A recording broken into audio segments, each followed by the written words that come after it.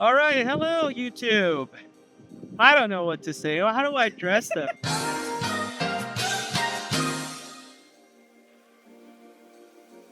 Hello, SUP racers around the world. This is Mike from Mike's Paddle, and we are unveiling the SIC Maui RST. Before we get into this board, please help us like and subscribe. We do these videos for people who don't have access to a local shop, and it really helps them understand the boards. And the more folks like and subscribe our channel, the more information there will be for people who are paddling. This is a board that we've been looking forward to for quite a while now. There's really very little information about this board on the internet. When we got the first two in North America, we have 14 by 24.5 RST. And this is a all-around race board. It's a perfect marriage between their SIC Maui RS and Atlantis. You can do sprints in flat water, you can do technical race with buoys, and you could do races in downwind conditions as well. It does everything.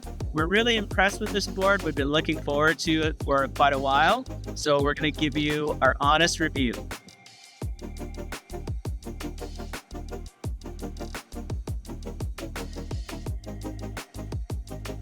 Here we are looking at the SIC RS 14 by 24.5 in Superfly construction.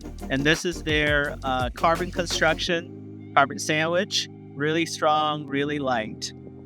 The nose of the board, as you can see, it's relatively low profile so that it's easier to go upwind, and during side chop, you won't get a lot of weather cocking.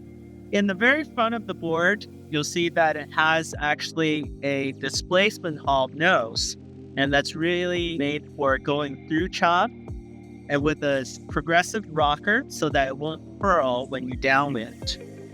One of the things I really like is that they kept the front of the board really low profile. So when I was paddling against the wind, I got a lot of speed, even though I was going against the wind. Moving to the middle of the board, all of SIC's higher end race boards are now all dugouts. This is sort of like a middle of the road dugout, not quite as steep as the XRS and not quite as steep as the Atlantis. This is about a 6 or 7 inch dugout with their patented center venturi hull. I tested this board while I was pivot turn and got the board swamped with water. And in about 4 or 5 strokes, I was able to drain the board out of the center hole. Many other boards have side holes, like 4 or 5 on each side. What's great about the center one is that it drains everything out and it all pulls right in the middle. Your feet are standing sort of on the side of the center, so your feet don't get as wet. Versus the other ones have the side venturi holes. The water gets drained out by your feet. As we move to the back of the board, it's a slowly step up to the end. And as you can see here, there's still lots of volume in the back, which makes pivot turn more stable. In addition, the width is quite good for pivot turn, so you can step all the way back and not feel like you're going to fall over. The deck pad has been improved, and we love the deck pad. We love the handle. The handle is a solid carbon handle that you can really grab instead of a neoprene handle that doesn't feel strong enough. And as always, they come with race handles already installed, and the bungee cords already installed for your water bottles and your phones and whatnot. This is where you can really geek out on how well this board will do compared to other boards such as the All-Star, the Infinity Ever-Ready, and other kind of all-around boards.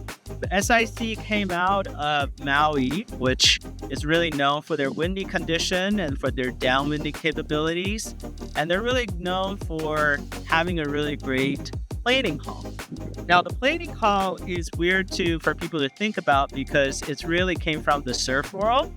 But in the racing, a lot of people like displacement hulls, and a lot of other manufacturers like doing concave or double concave to have a fast release.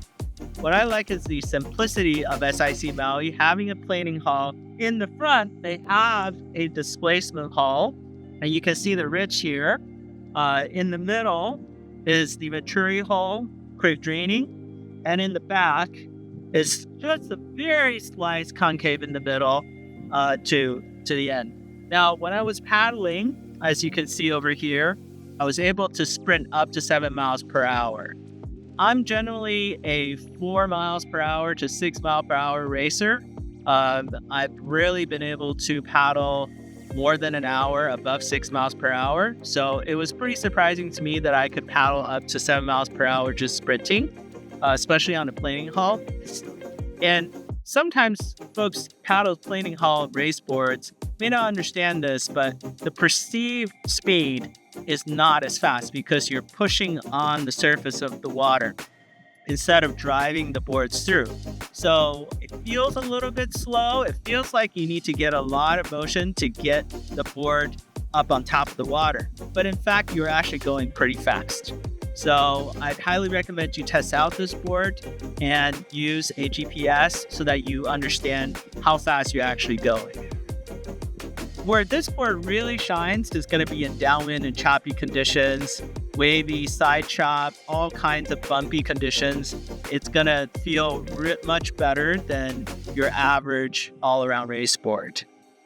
As you can see here, we're downwinding, catching waves with not a lot of effort based on its bottom design that's based on the Atlantis. That's already been proven a really great downwind board. And upwind, we can drive through chop. So even side chop, it feels really, really stable.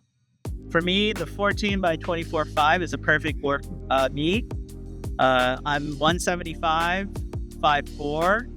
I can paddle all the way down to 21, but 24.5, I can really put a good stroke in, get a good sprint stroke, get a good surf stroke in, so I can excel during the conditions.